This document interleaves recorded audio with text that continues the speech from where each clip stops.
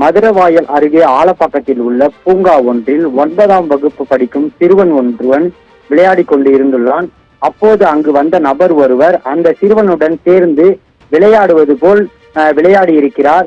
சற்று நேரத்தில் அந்த சிறுவனிடம் அந்த நபர் தவறுதலான முறையிலும் பாலியல் ரீதியிலும் அத்துமீறலில் ஈடுபட்டுள்ளார். இதனால் அதிர்ச்சி அடைந்த சிறுவன் உடனே தனது பெற்றோரிடம் ஓடிச் சென்று நடந்ததை கூறியுள்ளார்.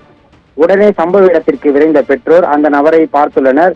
அவர் அங்கிருந்து செல்ல முயன்றதால் உடனே காவல்துறையினருக்கு இது குறித்து தகவல் தெரிவித்துள்ளனர். சம்பவ இடத்திற்கு மதுரவாயல் காவல் ஆய்வாளர் பூபதிராஜ் தலைமையிலான போலீசார் விரைந்து சென்று அந்த நபரை பிடித்துள்ளனர். அவரிடம் நடத்தப்பட்ட விசாரணையில் அவர் சிறுவனிடம் பாலியல் அத்துமீறலிலும் பாலியல் சீண்டலிலும் ஈடுபட்டது உறுதி செய்யப்பட்டுள்ளது. இதனால் அந்த நபரை போக்சோவில் போலீசார் கைது செய்துள்ளனர். விசாரணையில் அந்த நபர் துணை நடிகராக இருக்கும் ஹரி என்பதும் அவருக்கு 24 வயது என்பதும் தெரிய வந்துள்ளது.